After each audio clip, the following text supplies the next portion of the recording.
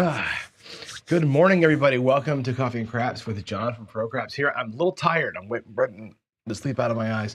Overslept a bit today and woke up to some news. I want to start actually with that news if I can, because it's important to us before I go into the regular show stuff. So we're going to be bouncing around a little bit here today. But here's what we woke up to. If you don't know this yet, you know it now. Our buddy Chiro from Mid-Mo-Yo landed himself in the hospital this morning. Played on AZ's channel last night, I guess, and this morning woke up not feeling so hot. So he checked himself in and he's getting tests done. So if you would, put your hands together and say a silent prayer for our buddy Chiro. I hope he gets better soon. Just, thoughts and prayers with you, my friend.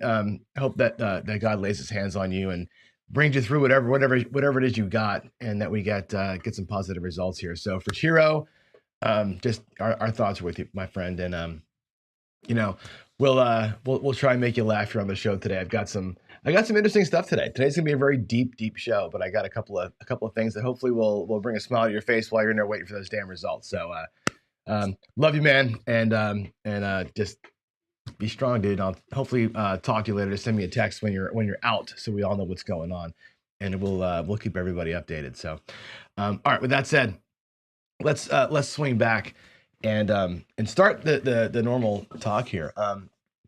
The Latterson is interesting. The Latterson is our daily paycheck. It's boring. I mean, I'm not going to lie to you. I love the don't. I play the don't, but it's boring, right? And I don't mind being boring when I'm making money at an actual table, right? It's okay. And I don't mind playing the don't on everybody else when I'm at the table. It doesn't matter. I'll Latterson if I feel like it the entire table until it gets to me. Even Ed Robinson says this, right? When he plays a pretty aggressive style of play, but he's like, yeah, I'm on the don't with everybody. He does a different style of don't, but yeah, let me win some money on the table. So when it comes to me, I can be a little bit more aggressive on me if I feel like it with your money, right? With the table money. So that's kind of what he does. The Latterson's kind of that way, right? It's a very boring strategy, but it works. We're 10-1 so far. And the one loss was only $100. Wasn't even the whole thousand. We're doing okay. We had one monster day. That's why the number is higher than it should be. 10-1 should put us at $1,100, not $1,300. We had a $2,000 win. But yesterday we had a normal day finally. It was the first normal day that we've had, I think, in this whole 11 days. We had days where I have shot 3 rolls into 20s and a couple 30s. I've had days where I've had everybody in the 15s. I've had days where I've picked off every single number and fought for it. I've had days where the first 2 shooters 7 out, and paycheck and 4 rolls, right? We've had swings on both sides. Yesterday was a normal day, right? We won one, we lost a couple of bets, we won a couple of bets. Shooter picked us off once, the last shooter came out, we went high odds and won it. It was like a normal 4 or 5 shooters, 20 rolls. That's it finally felt like a regular craps table yesterday. And of course, it did great with the odds. So I think, the Latterson's here to stay. We're going to keep running it out. We got another 2 weeks of it to go, this week and next week. Then we'll call it and switch to a light side play. We'll get some fresh air on it. But yeah, so far, so good. So let's move ahead. And again, I'll remind you again, if you're joining us late, if you haven't seen this yet, Chiro's in hospital getting some tests done. Had some chest pains and he's getting looked at. So again, hope Chiro's doing well here. But I want to highlight our buddy Craig, right? We got to talk about Craig. Craig is 6-0 now, or 6 wins in a row. He's got the Sith Lord next, if we can pull that off. Sith Lord is on a cruise right now, making that money on a craps cruise. And I think he left out of Seattle. He was here in Seattle. I missed him last week. He was here in Seattle. We were going to play together last weekend, right before my dad passed. So of course we couldn't play together. Sunday night, we were going to try and get together. I fell asleep. I was just too damn tired. So he's on a cruise that's going to Alaska, I think. So when he gets back, it'll be fine. But while he's there, I'm not sure if we can play. So we'll see, Craig, how it's going to work out. But you and I talked. I'm going to do a Monday morning quarterback thing on your play. And actually, I'll do both you and Nemo, like an actual Monday morning quarterback breakdown thing. I think what I want to do here is on Mondays, maybe turn that into a thing. And every Monday, we can do like a little breakdown session of how Friday night fights went, what the bets were, what the rolls were, and really talk through who made a mistake and who attacked and like, let's see how that, I think it'd be kind of fun. So I'll do Craig's this week. I'm not sure when, but we'll do it one day this week. And then of course we'll do it again Monday following. So that's it'd be kind of a cool, it'd be a cool show segment for us to kind of get into. So, all right. Now, I want to get into another Geneism. So we talked yesterday, my dad passed, his name was Gene. He has all these, like all dads do, right? He's got these great, like, this one-liners, right? Here's the one-liner for today. I'll do one each day this week, and then we'll stop it. But the one-liner for this day, for today, is this: believe nothing of what you hear and only half of what you see. Now, if you remember yesterday's show, my dad's Geneism from yesterday was learn how to separate the fly shit from the pepper, right? Which, if you think about that, is that's like genius level quote right there. Today, it's believe nothing of what you hear and half of what you see. And he told me that when I was young, because again, we're from the East Coast, right? And on the East Coast, those of you who are from the East Coast, raise your hands in chat. You know what I'm talking about here, right? If you grew up on the East, you don't trust anybody. Like we don't trust nobody. Now we're loyal. And I know that people from the South can say the same thing. They're Southern folk, super loyal. Like take a bullet for somebody, put a bullet for somebody, right? That's how the South is. On the East Coast, just don't trust anybody until you get your group, right? You trust your friends and your family, and like nobody gets in. Nobody gets out. Like that's that kind of thing, right? And he was trying to ingrain this in me when I was a young kid. Like you can't trust, everybody's trying to screw you. Everybody. He was a salesman, right? My dad sold tractor trailers actually up until he bought the bookstore. And like Leisure Suit Larry salesman. Like I got pictures of him with, the blue coat with the light blue coat with the bright blue threading, the collar, the chest hair, the chains, the whole thing, right? That was my dad. Leisure suit salesman. And he's like, I am trying to screw everybody I talk to. I don't care how good of a friend that guy thinks I am. He's a dollar bill to me. That's what he would say, right? He's like, and you got to know, everybody looks at you like you're a dollar bill to them, or you're whatever they need in the moment to them. That was what he would always tell me. And he said, you got to remember, when you go in any kind of conversation or any kind of interaction, remember that, right? Everybody's got an agenda, right? And they will say what they need to say in a way that they think you need to hear it to sell you on their agenda. That was his words, always. And he's like, you cannot believe a thing you hear. And if they show it to you, give it the stink eye. Because, 3-card money, right? Everything he says is a show. It's a dog and pony show. And you got to remember, they're trying to convince you. Everybody's convincing you of something. We're all snake oil salesmen in the end, right? And again, I'm 11 years old hearing this, right? But that's the reason why, like to this day, you know what I mean? I when I walk, like I got my hand on my money in my front pocket. Like if you are going to pickpocket me, you're taking my hand with you kind of thing, right? I just don't trust anybody. That was my dad. And, I was talking to JB this morning over text. And it's funny. I get, I have a lot of interesting friends. And JB's one of them. And he's like watching Craps Chat, and I can tell he's just plucking his hairs out, right? Because, he's like Greg in this respect, where it's like, stop talking about advantage play. Stop talking about dice influence. Stop talking about these things like they're real. Both of those guys are like super hardcore on this. And I get it. Right. I try to, I practice the dice. I don't know if I'm doing a damn thing with it, but I like it. I like to practice it. If I can get better, what am I getting out of it? Right. And I think here's the thing. And I'll call out El Toro is one of my great friends. But he used the word advantage a lot in Craps Chat. And I think once he started to everybody, Alfredo was talking about playing with an advantage a lot. And I want to call out this piece right here. Believe nothing of what you hear and half of what you see. Right? Nobody, despite what they say, has an actual advantage. And they all said it. I got them to all say it, right? I said, let's really dial this thing back. Do we really have an advantage here? And I think that what gets heard a lot when you hear advantage craps player, what are you all hearing? And you can, and I'll let you in chat say what it is you hear. When you hear an advantage craps player, right? I think we all hear dice. I throw the dice and I have an advantage because of how I throw the dice. I think what came out in the show was this kind of a mesh of I can throw the dice and I can bet good, right? I am a good bettor, I'm a good thrower, and I have some discipline and some brains, right? The three of those things combined give you a short-term advantage, right? That's what I think was trying to be said, but it wasn't really clear, right? So a lot of people were like, oh, an advantage player. And it's like, okay, now we're talking about card counting, right? I gave the analogy during that show of this, and like, what is advantage play? And the analogy that I gave was this: are you a novice? And let's use the blackjack analogy that I gave on the show, right? If you're a novice blackjack player, you walk up to a black table and you don't know any of the rules really or how to play, you're just trying not to get 21, you're giving up to the house a 2% edge. That's the house edge on blackjack. It's like, I think it's 1.9 or 2.1, whatever it is, right? You're 2% house edge just by showing up and being random.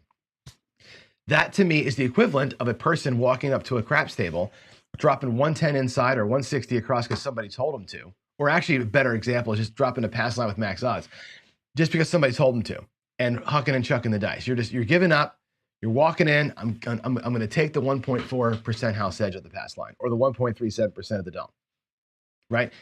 Random dice. I don't know what I'm doing. I'm just going to play the game the way that somebody told me to. That's regular Joe, right?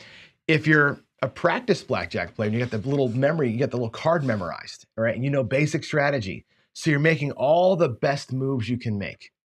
You lower the house edge of blackjack down to about 0.5%, 4-point-something% or 0.4-something%. On our table, right? If you're a strong bettor, right? Like we all pretty much are pretty good bettors now, right? We've been doing this for a couple of years together. We're all pretty good, right? If you're like Waylon and you got a massive bankroll and you're beating the table up with a play that's not so much tactical in the moment, but you're doing with bankroll hammers, right?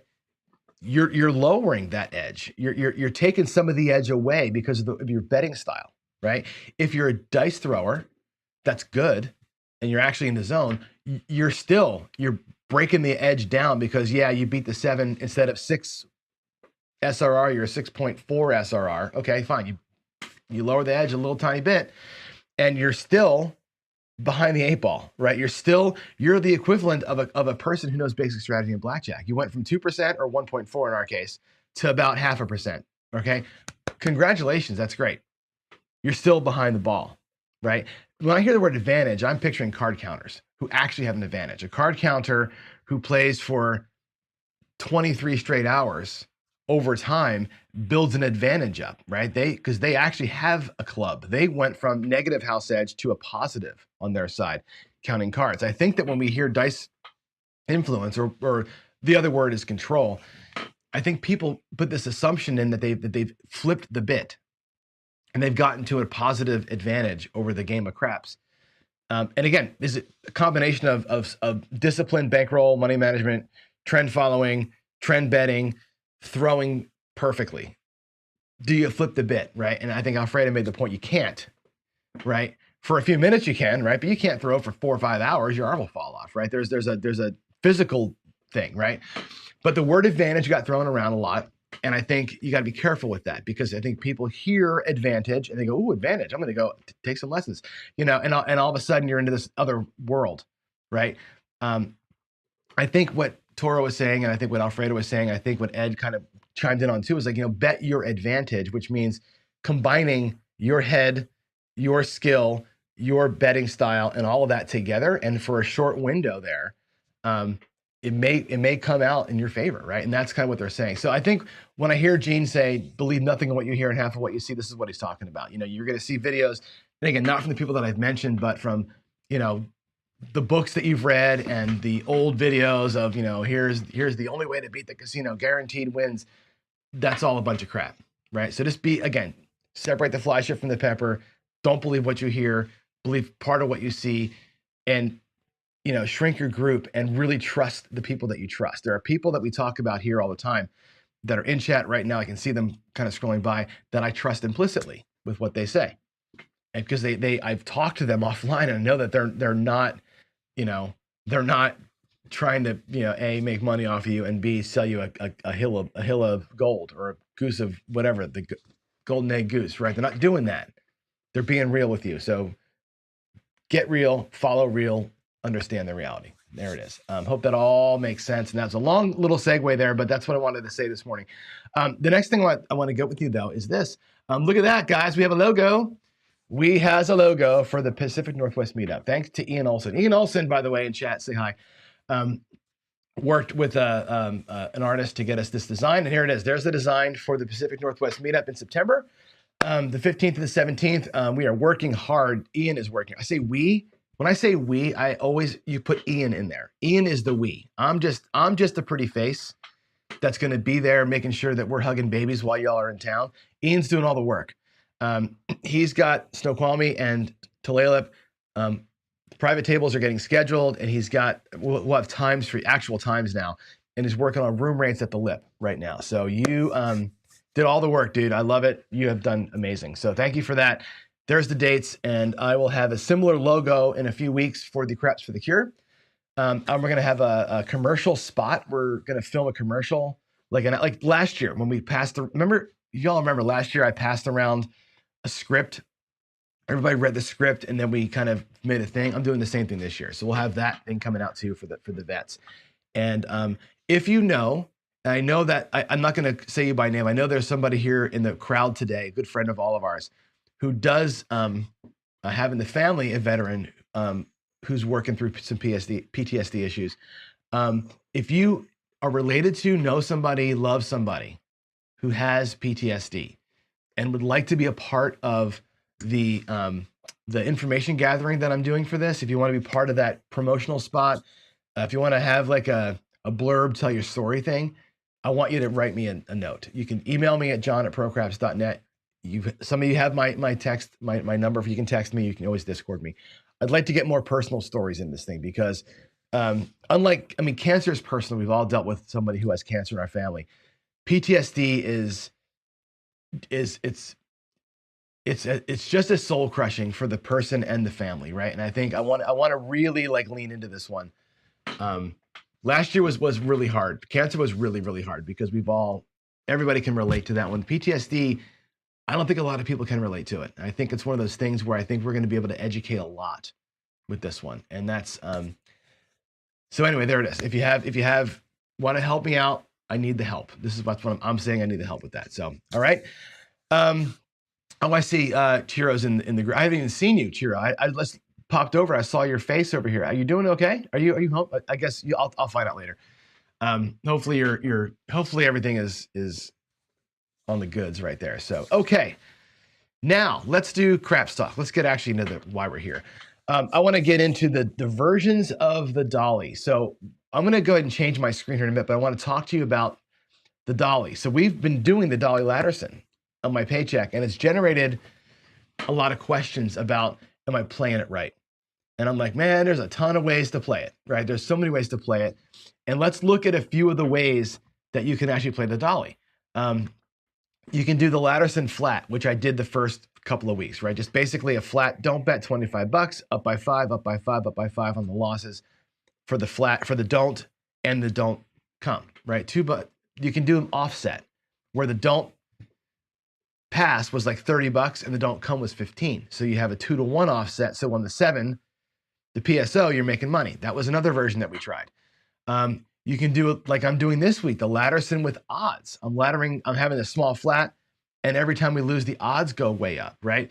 You can do what Waylon does. Waylon put a thing out which was direct laying the point.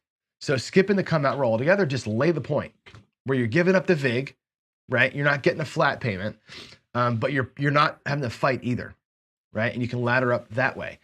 You can do a flat and lay the point, right? Just a flat bet and have your lay odds up there. You can do a do we don't, which somebody says, hey, just do a do we don't. Who cares about the come out? The 12 is going to get the pass line once in a while. So what? Do we don't and just grab the odds. Do we don't and the don't come and just play for pure odds. And that's it. That's a way to approach it too, where you don't fight the come out, right? And I got talking to the guy who suggested that. I'm like, wait a minute. If we do a do we don't and you're just getting odds versus a $10 flat with odds, I'm giving up the potential loss of $10 on some come outs and, for the advantage of getting free odds. I think that the smaller flat bet with free odds is better than others. Anyway, so here it is. I wanted to show you on the table a little bit what these look like, and then I got some wind craps that I've written some scripts that demonstrate these things. We can run them through a few of our roll files, and then a couple of random sets of rolls. If you'd like to see that, let's go ahead and do that. Let me change the screen view here for 1 second, and I'm going to go to the table.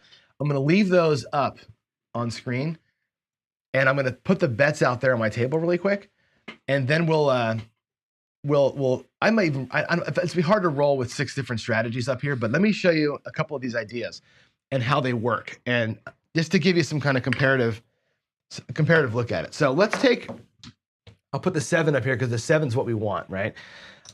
So way number 1, the basic Latterson was this. It was $25, right? We get a point, $25 in the don't, and you catch a 9. Now, when you do this, okay, and you lose, let's say that we pick the 9. Well, our next don't is going to be $30. We're going to come back out with 30. We're going to ladder up, right? There's 2 problems with the flat being the same size coming out. First problem is this, right? That's a bigger bet. $25 would suck to lose on the, so you're fighting to come out here, okay? Let's say we set it to the 9 and we lost that 9. Now we're coming out again out of the DC. Now again, I play this mechanically, okay? So we're not going to worry about a shooter beating me twice. We're just going to let the 7 do its thing. The problem with this now is that if the 7 comes now, right? Not only would I have lost the 9, but I'm going to lose the 30. I'm going to lose a net nickel because that 30 gets lost, but you get paid here. You lose another extra nickel. So you're actually out the 25 plus the 5. So that was the flat Latterson. We did it for a week and it worked, but we had to fight a little bit. We caught a couple of good days and we had to fight. Okay, that was the first one. The offset Latterson was this. We went, well, let's basically say we're going to go $30 on the don't, and then we're going to catch the 8, and then we're going to go $15 in the DC. Reason being, if you catch a 7 here, right, you're going to lose 15, but you're going to win 30. So your net is a loss of $15, right? That's the dial-in way. Play this at half size, right? Also, the advantage there is this. If you lose up in here, let's say we get the 9 picked off, right? Then our next bet is going to be $20 coming through the don't, right? You ladder up by $5 each time. Well, now, if that 7 comes, the other guy lost $5. This guy here is going to win. He'll win $30. Basically, he'll win $10 coming through. Instead of losing 5, he wins 10 back. He's still down, but he wins 10 of it back on that thing. That's a good way of doing it, right? Because as you lose up in here, the come out of the don't is actually not a bad thing. But over time, what was happening to us, we lost a couple of days so much money. Starting at a quarter, there was a day there where I had $90 bets on both of these things. I was up to $90, right, on the don't. Like, that's a lot of loss, okay? And when you, again, have a shitty run and you're at $90 on this don't, now you got to think about, okay, am I going to play the 11 now? Is it worth it now to, put a $3 on the 11 or whatever it is to kind of save that $90 or whatever, $6? Now you're getting into big worry on the come out, right? So we started thinking, well, let's not fight this battle. This is a tough battle to fight, especially when you got 2 of them. We got to fight that battle a couple of times. The days where I had the super long, crazy rollouts was because we were so high up on these bets. And even though we won on 7s, we were getting crushed on the come outs. And it was like, God, you just can't fight it, right? So we got talking to people like, hey, why don't we try doing some odds? And that's where I'm at this week. Now we're doing, every bet is $10. It's always 10 there. It's always 10 here, right? The advantage here is this, right? I can come $10. I can come $30 in odds, right? On that 10. I look at my advantage here, right? On the come out, right? Yeah, those 2 bets would cancel. The flat bets, you'd lose here, you'd win there, right? Now your odds are totally clean. Clean win is your odds bet. You know what you're going to win. Come up to the 9, grab my odds up here, right? And now we're in great shape. If we lose the 9, which sucks, let's put the loss here. We're going to lose the $40. That would blow, okay? Let's come back through the DC. What I would do, the minute you lose a bet up here, your next move is an immediate push, right? You go right away. If you have a chance to ladder, you ladder up. With odds, I control the ladder in real time. I don't have to wait till the next come out to increase the flat, I can just drop odds right on there, which is what you do when you're playing this way. If the 7 comes here, like again, that second roll, yeah, those 2 bets cancel out, right? That one pays that one, but here you're getting paid $50, which covers the 40 that you lost. You're actually in profit in that case, right? Because you get to ladder up the odds immediately in real time, the odds play has this built-in sort of you're going to be all right feel to it as you're playing. And that's where we are with it at the moment, which is good, right? I think that's a pretty cool way to do it because you can ladder up and cover yourself on the spot. Now, direct laying the point is the Whalen way of doing it. Here's what Whalen does, right? The point is 8. He just comes right up here at $30. Just lay the damn point. Never has to fight the come out. Just lays the point. The problem with that is that it costs you $1 to do it. Okay. Now I know in the videos he's not showing the VIGs, but the VIGs do matter ultimately, right? Let's say let's say the shooter, the next roll was that 9. Okay, great. We're going to lay the 9. We're just going to direct lay the 9. Now I got 2 direct lays. It's cost me $2 to do that. The shooter picks the 9. I'll put the loss. Now we're down $30 on that direct lay. So what you're going to do, ladder it up. You're going to go right to 60, cost you another $1, and you're going to direct lay the 9 now for $60. Because again, you're in loss, and that's going to cost you $2. So you're out $5 in VIG. As you're making these big bets here, you're out $5 in VIG. So if the 7 were to come right here, you're not fighting the DC at all. The 7 comes here, right? That pays $50. You had lost 30 plus the 5 in VIG. You're up $20. That's a great move. That's a great move, Whalen, right? If you're here, of course, and we catch a 7, now you're winning 50 here and you're winning 40 here, and you're going to be up good. This is a great way to avoid this. However, you are paying that every single time. You're missing out on the aces and the ace deuces in here. You're missing out on some stuff. For what it's worth, that's the Whalen way, right? That's why you fighting the come out. Just lay what you want, man. And you can pull those down whenever you feel like it. You don't got to go on the 6 or 8. You have all your choices there, right? That's the Whalen way of doing direct lays, okay? The last one I want to talk about is this do-we-don't, which is this. The do-we-don't version bypasses the come out roll. Now you're going to get whacked on a 12, right? You'll lose this on a 12 and don't get paid here. That's the hidden tax of the do-we-don't system. But here, all you're doing is playing for odds. So let's say you catch that 8 and you put your $30 down, okay, against the 8, put it over here. And now you're going to do, again, do-we-don't here, and it goes to the 9, and the same thing. You're just going to lay the 9. Well, here, all you got is your odds. That's your only play, is the odds. So let's say they pick the 9, right? What ends up happening is this. You win on the come, your don't come loses, and it pays the come, so you end up losing your odds play. Now, the advantage here, though, is that the odds are VIGless. We like having no VIG on the odds. We like that. Okay, so you lose $30, and you try it again. Okay? You try it again. Now you get that 7. And again, what you would do, of course, is bump those up, right? Whenever you lose one, you bump them up. Now we get a 7 here. What happens? This loses, that wins. That's a wash, okay? And you're going to get paid here the $50 against the 30 that you lost. So this way works too. Bypasses the come out roll. Bypasses the come out roll. You're playing only for odds. Only for odds. You don't get the advantage of that extra flat that comes through. Your flat bets always tie. So there's never a win on the flat on the come out, and there's never a base win on the thing. So that's all the ways that people suggested playing the Latterson, right? And again, as the losses compound, you're going up and up and up and up. The odds never stop going up. If you're on a 10x table, you might have $250 in odds out here as you go. So that's the comparison. That's the different ways I've been suggested to play this thing. And again, we're working through, I play them side by side sometimes. We try some different things out. But what I wanted to do was really give you sort of a look at, let's go switch over here. I want to give you a kind of a look at these things in real time. Pardon me. Let's see, why is that screen in front? That's my screen. I want to show them to you here on WinCraps because I think it's always interesting to see WinCraps. How these things play out. So what I've got here, I got my players on the left-hand side here for tomorrow. You can ignore the ones on the left. Across the top, though, I've got the Latterson. I've got a lay the point ladder, which is Whalen's way. I got a do-we-don't ladder.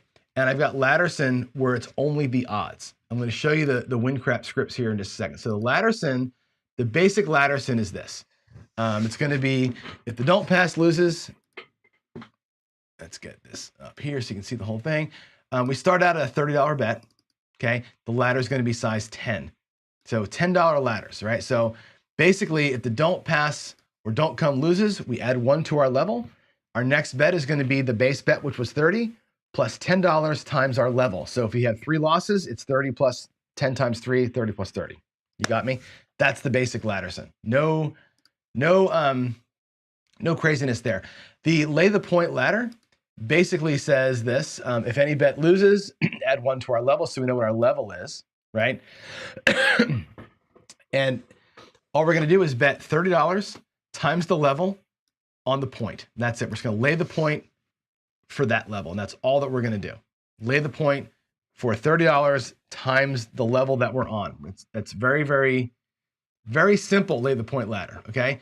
The do we don't with the odds, it's the same thing. Basically, do we don't, if the don't pass odds loses, we add 1 to our level. If the don't pass odds wins, we subtract 1 from level. That's going to go ladder up and ladder down, and that's it. And then you have the Latterson with odds, which is essentially bet the don't pass. If we have a point, we bet the don't come, and then we basically just level up the odds, like I showed you. That's the 3. That's the 3 players that we're going to run here. It's the same system, same everything. We're just going to run laying the point, laying a DC. We're going to run flat Latterson. We're going to run the Latterson with some odds, and that's going to be all we're going to do. So let me set this up. I'm going to make a new game here. They're all going to buy in for $10,000. Current not been saved. I'm not saving my session, and we're going to rewind and play back. Okay. I'm also going to make sure that the other players are turned off. The squeeze play, and tomorrow, squeeze play, skill 66, 64 across, and the 130 are getting played tomorrow. They're all turned off, those players. The dark side guys are all turned on. The Latterson, lay the point ladder is going to be turned on. The do we don't is going to be turned on. And the Latterson odds is on. So all the dark side dudes are on. Let's go make sure we have the right roll file in. Let's get the bet dice roll files, and we're going to do file. Let's see. We're going to do my roll. We'll do John's rolls first. This is my actual DI practice roll. These are the ones that I just were 4,600 rolls of my practice sessions. Let's run this set of rolls, which is me again. Every one of those rolls was given to you live at some point. We'll roll that. With those guys, let's see how we do. Let's go bankroll, and I'll run it out. Booyah. Shouldn't take super long to get through it. It's only 4,000 rolls. Why is it slow? Oh, the check sacks are open. Sorry, this is going to... There we go. Now I'll go faster. Let's see how we do. Look at the odds. This is going to be interesting. Look at the jaggedness of those odds versus the flat Latterson, right? I guess he's still pretty flat. Jagged. Usually the Latterson, the basic one, is pretty flat. All right, we'll rewind it. How do we do? The basic Latterson won $920. The lay the point ladder, which is Waylon's thing, lost $2,300. The do we don't ladder lost $1,200. And the Latterson with odds won $6,000, right? Eye opener against my rolls. And that's, again, the high point. So the Latterson a couple of times went to 0. At best, it won $13,000. The Latterson, the lay point ladder, Waylon's way, at best in this series won $500. At worst, it was down about $2,500. So it never went to 0, like the regular Latterson went to 0. Waylon's way never went to 0, but the upside was higher. If we look at the do we don't, its upside was only $600. It never went to 0. Look at that super flat, like no activity. Look at that flat line. Look at the flat line here. Let's look at what Waylon's was. Waylon's pretty flat line, right? Pretty grindy. The regular Latterson, not quite so grindy. right? It's way up, it's way down because those bets get really high. And the odds Latterson, boom, just climbs, man. That thing won 19 grand at one point, or won 9,000 at one point. It did go to zero, right? It did go to zero. I'm not going to bullshit you. But it does do good, right? The upside of that thing is huge. The odds on the don't, they increase volatility, right? You saw that thing going crazy there. Let's take a look at the check stacks. This will tell us, by the way, the win rates. So the Latterson itself, 6 decisions, never hit payroll, never hit payday. What did I? Oh, you know why? I set I think I set our win goal to be 1,000% or something. I did. The win goal, I made it 500%. So never, this never turns them off is what this does. The way I have it set up here. So that's okay. We're not going to do it paycheck style. We're just going to do it overall style. Let's change out and do a different set of numbers. Let's do, let's go to action, dice roll files. I'm going to pick a smaller set of rolls. So we'll do file, open. This will be a set of rolls out of Caesars that one of our subscribers has sent to me. Let's go ahead and do a game new. I'm not going to save the results. We are going to rewind. I'm going to turn the win-loss thing off. Whoops. Hold on, I screwed that up. Turn that off. And let's do it. Let's see how these guys do. Run them out. This roll file has only about, I think, 1,000 or so rolls in it, so it should be pretty quick. Look how jagged that shit is, man. You talk about riding the wave, man. All right, so here again, this time the Latterson itself, look at the difference here. This is so funny. Rewind for playback, no. When you weren't, the table conditions are so interesting. The regular Latterson lost 6 grand overall, which is insane. The lay point ladder won $5. The do we don't won $300, and the Latterson odds again wins $5,000, right? Same bets. It's just, what are you laddering, the odds or the other stuff, right? It's just insane. The amount of variance here, right? The variance here, so we won at most $12,000 on the odds play. The do we don't ladder, right? Very flat. Lay the point ladder, very flat. The regular Latterson, a little more jagged because again, those flat bets get so big. The bigger, huge flat bets, those come out rolls, all these drops, these big dips, that's getting pounded on the come out. That's come out 7, come out 7, come out 11. You're up at, $200 on your flat bet and you get 0.7 out or something, or buckshotted. That's what happens in here, right? So that's what you see when you run these things out. Let's do a little random run. Let's do another game new. I want to save it now. I do not want to save the game stats. We'll say continue inactive. Let's just do a little roll here and we'll just go random for a while. Just run random. And we'll just let it spin for a few minutes and see what happens here.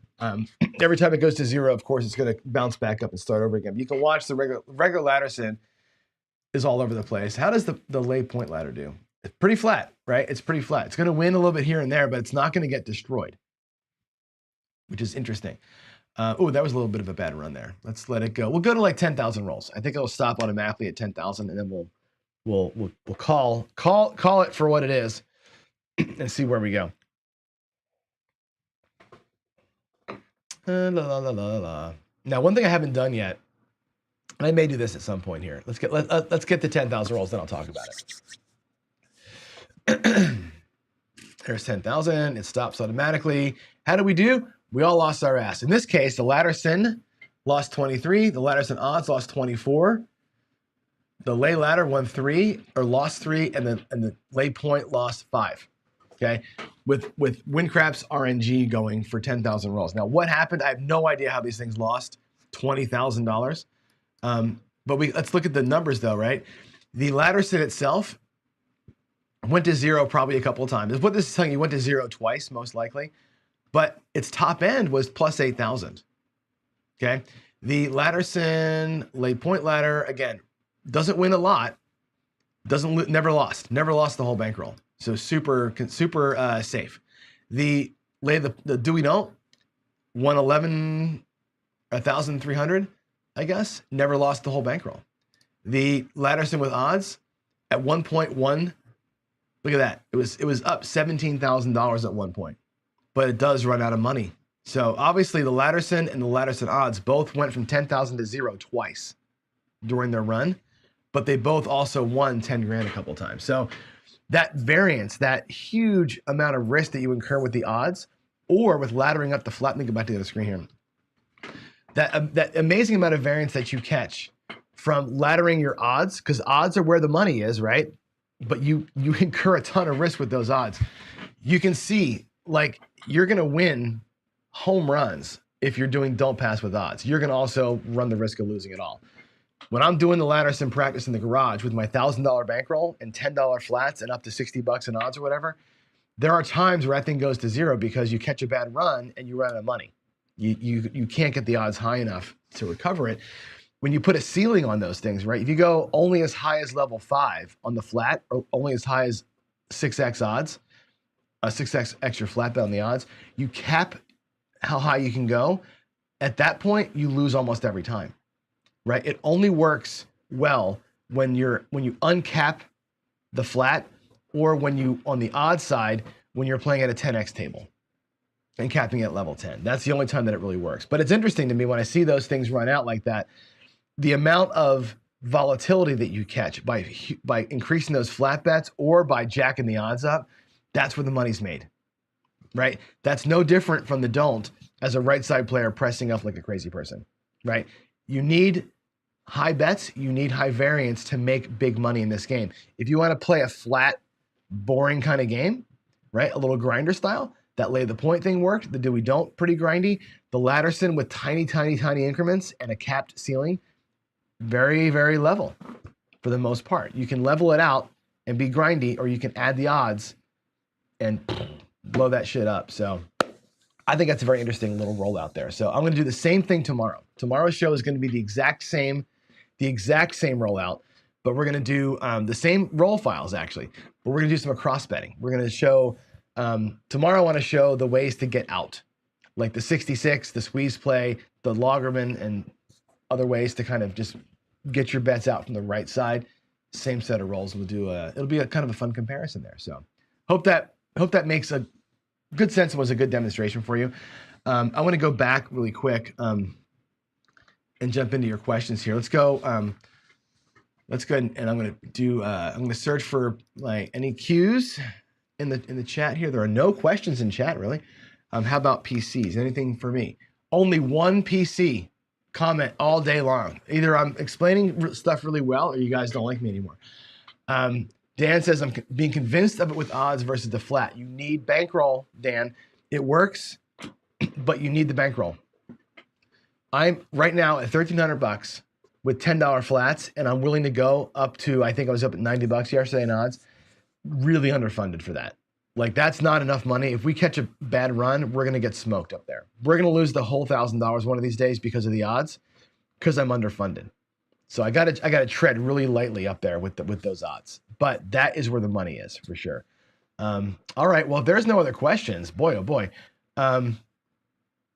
Yeah, I'm not sure what else I can do here. Anything else you guys want to talk about before I go?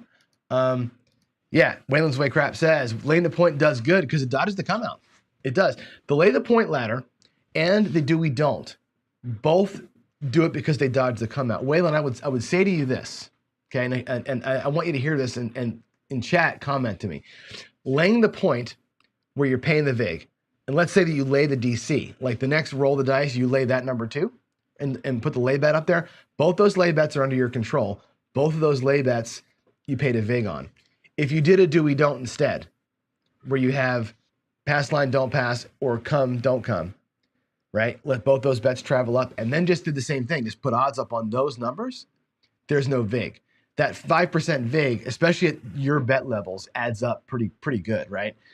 I would consider, if I'm going to lay the point only, I would do we don't it and lay on the don't side of that thing. Let's lay the odds. That way you avoid the vig.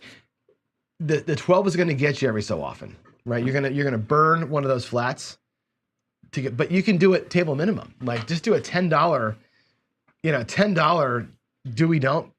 So what? The 12 beat you for $10. Who cares? But when you get that $10 flat sitting in the back, you can drop your odds on that. It's the exact same thing as a lay the point. You're just putting your odds on top of a flat bet. The flat bet's gonna cancel out, but those odds have no vig. I think that's the better way to do what you're doing.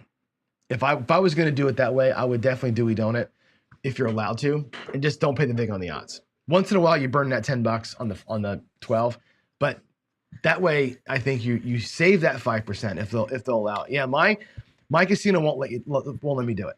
So when I do we don't stuff, I just put it in the trash can because I can't play it here. But if you're allowed to, I think that's the better way to save that. 5% adds up after a while. It really does. So, all right, there's that. I don't see any more.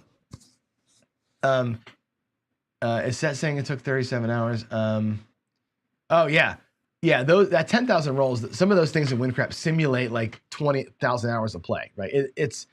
That's law of big numbers stuff, right? That's the law of big numbers. If I reset those things to run at a $500 paycheck, you'll see how often those things win paycheck versus losing it all. I set it to have no limit because I wanted to see what the maxes were. But yeah, I can totally change that to show paycheck levels too. So, all right. There we go. I'm going to get out. It's 8:52. I got about 15 minutes now before we start the letters in for live. So with that said, my final comments are this. Again, prayers over to Chiro. I hope you're doing well, dude. I saw you in chat earlier, so hopefully that means you're feeling better. I'll check later. So hope Chiro's doing good. Take my dad's words to heart. Both of them. Both quotes I've given you so far. Separate the fly shit from the pepper. We hear a lot of fly shit on YouTube. There's a lot of pepper out there though too. So make sure you can separate that. Don't believe anything you hear. Only believe part of what you see, right? A lot of people see you as a dollar. A lot of people in the world see you as something to be taken advantage of, right? A lot of people are using you for things, and they will tell you things to get you to believe or do things they want, right? YouTube is, especially on the crap side, loaded with that crap, right? Learn how to filter some of that stuff out. And even when you see it, right? People will fake videos. They'll fake dice. They'll fake all sorts of things. You can't believe it when you see it, right? When I get into somebody's heart, when I play with Jeff and Chris and Ed and Waylon and Craig and all my friends and Jen and everybody I've played with, we've played together, met you in person, know your heart, watch you play, know you're not full of shit, right? That's right. When you judge somebody by the content of their character, right? That's what we want. Hard to get that through a TV set. And just be careful, watch yourselves on YouTube. In the books that you read about these games, there is no such thing as an advantage in this game. There just isn't. So when you see a book that says, or a website that says guaranteed $5,000 a day in craps, it's crap. So just eyes wide open, folks. And with that said, manage your money well. I love y'all. And God bless. I'll see you in a few minutes. Bye.